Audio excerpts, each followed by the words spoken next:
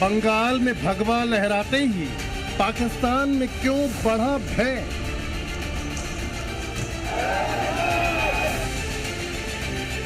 मोदी ज्यादा खतरनाक है हमारे लिए पूरा भारत खतरनाक है। डरा मुनीर, घबराए शहबाज, पाक मीडिया में चर्चा सरेआम।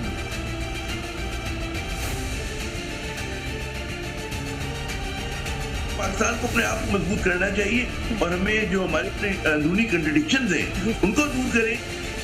बीजेपी की बंगाल जीत के बाद पाकिस्तान में किस खतरे की बात?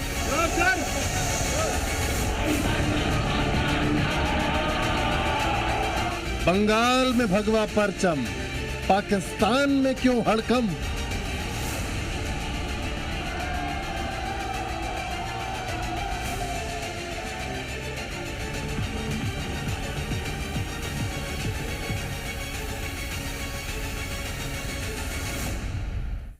बंगाल चुनावों में बीजेपी की प्रचंड जीत की चर्चा पूरी दुनिया भर में हो रही है, लेकिन चर्चा पाकिस्तान में कुछ अलग है। दहशत ऐसा कि सत्ता बदली बंगाल में, लेकिन तख्त डोल रहा है पाकिस्तान में। पाकिस्तानी मीडिया से आ रही खबरें ऐसा क्या बता रही हैं? प्रधानमंत्री शहबाज शरीफ क्यों डरे हुए हैं? समझिए इस रिपोर्ट से।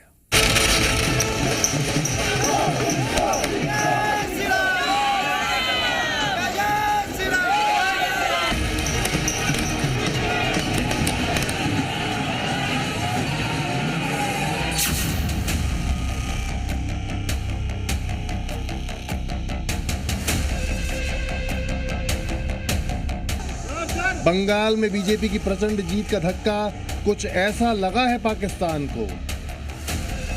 पाकिस्तानी हुक्मरान, प्रधानमंत्री से लेकर सेना की कमान संभालने वाले मुनीर तक कैसे पूरी रात बेचैन रहे, ये सिर्फ उसकी सांकेतिक तस्वीर है। असली हलचल तो इस्लामाबाद के बंद कमरों में हुई है। चिंता में शहबाज शरीफ है। मोदी तो हिंदुस्तान में लगातार ताकतवर हो रहा है, तो अब पाकिस्तान का क्या होगा?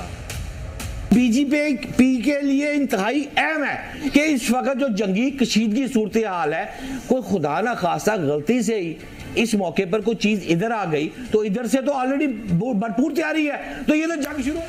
पाकिस्तान में मोदी का डर, ऑपरेशन सिंदूर की सालगिरह से पहले पाकिस्तान में कैसा भय?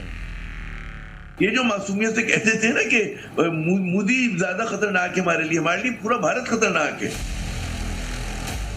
पाकिस्तानी मीडिया में चर्चा सरेआम है।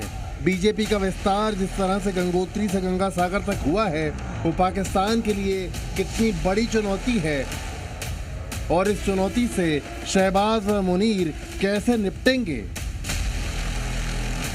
एक तो मुल्क का भिखमंगा प्रधानमंत्री और दूसरा तानाशाह सेना प्रमुख, और इनके राज में पाकिस्तान पर बढ़ता कर्ज और चारों तरफ छाई कंगाली। ये मुल्क हिंदुस्तान का आतंक विरोधी अभियान कैसे रोकेगा? हमारे पास एक ही जवाब है कि हम अपने मुल्क में सियासी इस्तेहकाम हो, माशी तौर पर हम तरक्की कर रहे हो और हमारा दिफा जो है मजबूत और मुस्तहकम हो। क्योंकि अब जो है नेशनल सिक्योरिटी जो है उसके अंदर ही तमाम चीजें आती हैं। फॉरेन पॉलिसी भी आती है, इकोनॉमी भी आती है, आपकी तालीम भी आती है, मीडिया भी आता है, तो ये तमाम कंपोनेंट मिलकर जो है वो बनाते हैं।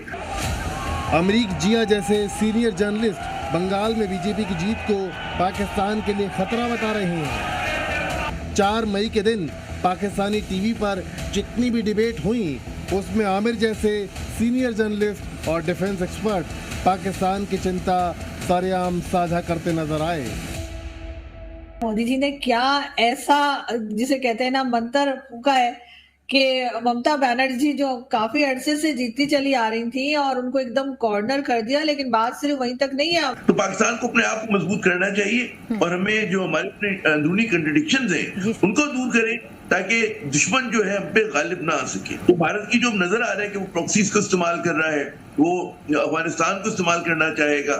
हमारे मुल्क में जो दहशतगर्द ग्रुप्स हैं उनके गुस्से को, उनके एंगर को, उनकी जो डिसेंट है, वो बलूचिस्तान हो, वो खैबर पख्तूनख्वा हो, हत्ता के सिंध हो, वहां पर इस्तेमाल करेगा, तो वो इनडायरेक्ट वे पे हम पे दबाव डालेंगे।